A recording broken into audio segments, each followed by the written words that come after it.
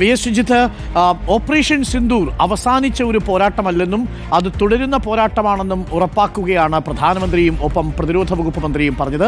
ഏതെങ്കിലും തരത്തിൽ വെടിനിർത്തൽ ലംഘിച്ചുകൊണ്ട് ഇനിയും ഇന്ത്യയുമായി ഒരു പോരാട്ടത്തിന് തുനിഞ്ഞിറങ്ങിയാൽ പ്രത്യാഘാതം ഇരട്ടിയായിരിക്കും എന്ന് സൂചിപ്പിക്കുകയല്ലേ രണ്ടുപേരും?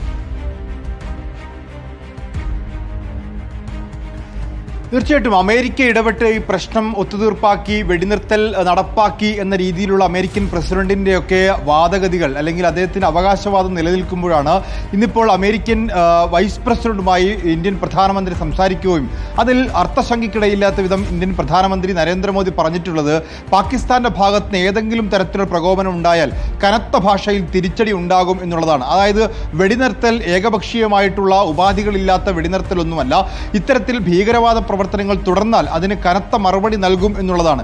അതുതന്നെയാണ് സുരക്ഷാ സമിതി യോഗത്തിൽ പ്രതിരോധ മന്ത്രി രാജ്നാഥ് സിംഗും സൂചിപ്പിച്ചത്.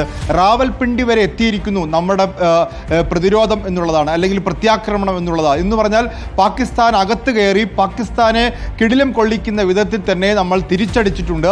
ഇനി പാകിസ്ഥാന്റെ ഭാഗത്ത് ഇത്തരത്തിലൊരു നടപടി ഉണ്ടായാൽ ഇനിയും ഇതേ രീതിയിലുള്ള മറുപടി തന്നെയായിരിക്കും ഇന്ത്യയുടെ ഭാഗത്തുനിന്നുണ്ടാവുക എന്ന് പ്രധാനമന്ത്രിയും പ്രതിരോധ മന്ത്രിയും ഒരേ ഭാഷയിൽ സംസാരിക്കുകയാണ്. അതായത് വെടിനിർത്തൽ പ്രഖ്യാപിച്ചുവെങ്കിലും ഭീകരവാദ പ്രവർത്തനങ്ങൾ തുടർന്നാൽ ഇതേ ഭാഷയിൽ തിരിച്ചടി ഉണ്ടാകുമെന്നും പാകിസ്ഥാൻ ഭയപ്പെട്ടിട്ടുണ്ട് എന്നാണ് പ്രതിരോധ മന്ത്രിയുടെയും പ്രധാനമന്ത്രിയുടെയും വാക്കുകളിൽ നിന്ന് നമുക്ക് മനസ്സിലാക്കാൻ സാധിക്കുന്നത്. Okay, thank you, BS Ranjith.